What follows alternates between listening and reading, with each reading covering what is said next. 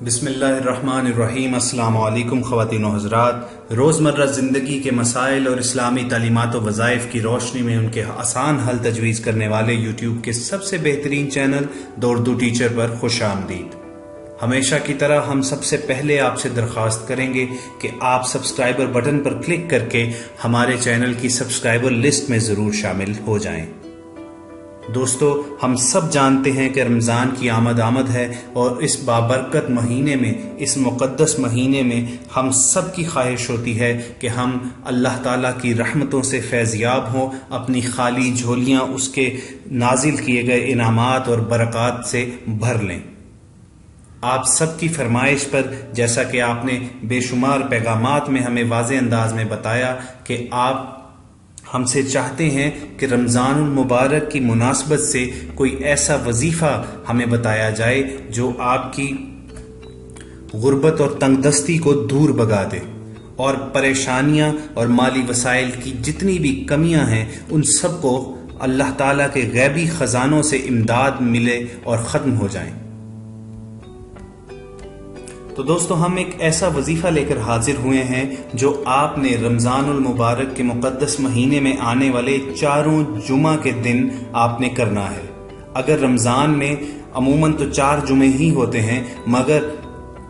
اللہ تعالیٰ اگر خوش نصیبی سے آپ کو 5واں جمعہ بھی عطا کر دیں، یعنی رمضان یہ بھی ہو سکتا ہے کہ اس کا شروعات جمعے کے دن ہو یا اس کی اختتام جمعے کے دن ہو، تو آپ اس 5ویں جمعے میں بھی یہ وظیفہ کریں گے۔ یعنی جتنے بھی اس مہینے میں جمعۃ المبارک کے دن آئیں گے، آپ اس میں یہ باقاعدگی سے وظیفہ کریں گے۔ انشاءاللہ تعالی العزیز آپ رمضان کے دوران ہی اس وظیفے کے اختتام تک دیکھیں گے کہ اللہ تعالیٰ کی غیبی مدد یوں آپ کے گھر میں نازل ہو رہی ہے اور اتنا رزق لا رہی ہے کہ آپ کے گھر کے کونے کونے میں اللہ تعالیٰ برکت اور وسعت نازل فرمائیں گے۔ تو وہ میرے تمام بہن اور بھائی جن کو خوش نصیبی سے اللہ تعالیٰ رمضان المبارک تک لے کر جائے، جمعہ کے دن وہ نماز مغرب اور عشاء کے درمیان 21 بار سورہ فاتحہ، 21 بار سورہ اخلاص یعنی قل ھو اللہ اور 21 بار سورہ کوثر کی تلاوت کر کے دعا مانگیں۔ آپ نے کرنا یہ ہے کہ اس عمل سے پہلے اور اس کے اختتام کے بعد درود شریف کا ہدیہ ضرور پیش کرنا ہے۔ درود ابراہیمی جو ہم نماز میں پڑھتے ہیں وہ آپ اول و آخر پڑھ کے 21 بار الحمد شریف، 21 بار قل ھو اللہ اور 21 بار انا اعطیناک الکوثر، یہ تینوں صورتیں تلاوت کر کے اللہ تعالیٰ سے گڑ گڑا کر پوری عاجزی اور انکساری کے ساتھ اپنی حاجت بیان کریں۔ انشاءاللہ تعالیٰ العزیز جب 4 جمعوں میں آپ یہ عمل کر لیں گے تو اللہ تعالیٰ اپنے غیبی خزانے کے منہ کھول دے گا اور آپ پر اتنی وسعت، برکت، رزق نازل کرے گا کہ آپ کی پشتیں بیٹھ کر آپ کو دعائیں دیں گی۔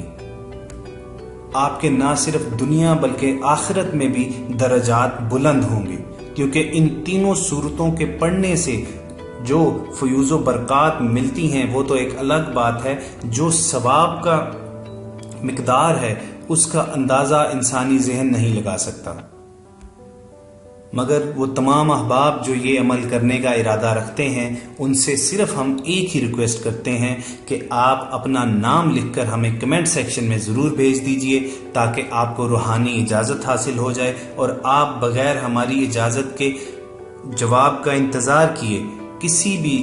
وقت یہ عمل شروع کر سکیں۔ خواتین و حضرات، دیکھنے میں یہ نہایت مختصر سا چھوٹا سا چند منٹوں کا عمل لگتا ہے، مگر اس کی اثر انگیزی کے کیا کہنے۔ درجنوں لوگ ہیں جن کو یہ عمل بتایا گیا، انہوں نے رمضان المبارک میں اس عمل کو فالو کیا اور 4 جمعے جب یہ عمل مکمل کر لیا تو اللہ تعالیٰ نے ان کی غیبی خزانے سے مدد فرمائی اور آج وہ لوگ لاکھوں روپیہ زکوٰۃ نکالتے ہیں۔ یعنی وہ لوگ جو پچھلے رمضان میں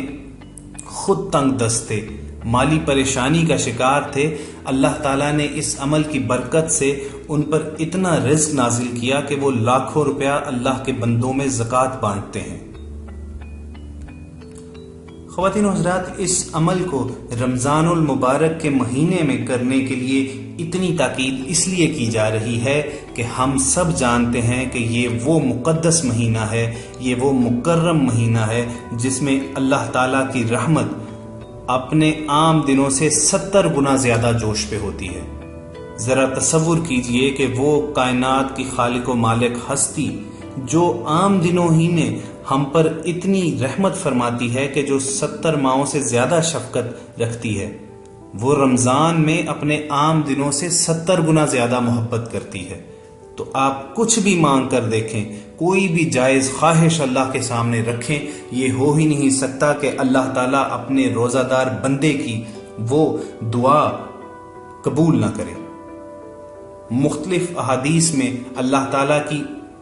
رحمت کی یہ کیفیت کچھ اس طرح بیان کی گئی ہے۔ ایک حدیث کا مفہوم آپ کی نظر کر رہا ہوں کہ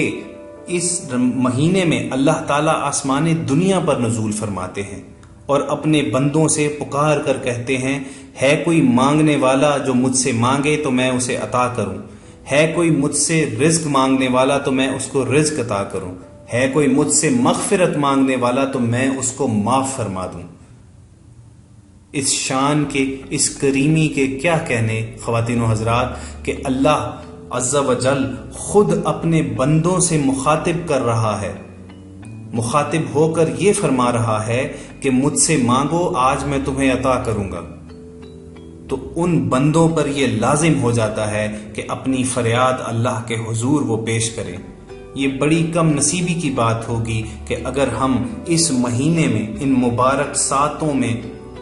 اللہ تعالیٰ کی کریمی، اللہ تعالیٰ کی رحیمی سے فائدہ نہ اٹھا سکیں، اپنی جھولیاں نہ بھر سکیں۔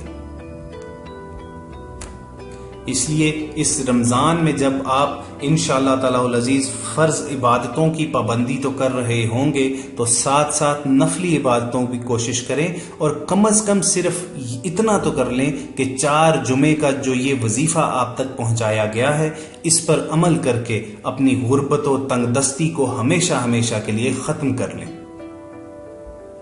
ہمارے آنکھوں کی سامنے کی مثالیں ہیں کہ جن جن احباب کو یہ وظیفہ پچھلے رمضان میں ہدیہ کیا گیا، اللہ تعالیٰ نے ان کے وسائل میں اتنی برکت ڈالی ہے کہ وہ اس رمضان کی آمد کے ساتھ ہی اللہ تعالیٰ کے دیے گئے رزق میں سے اللہ کے بندوں کی محتاجیاں دور فرما رہے ہیں۔ یعنی اللہ تعالیٰ نے ان کو فقر سے اٹھا کر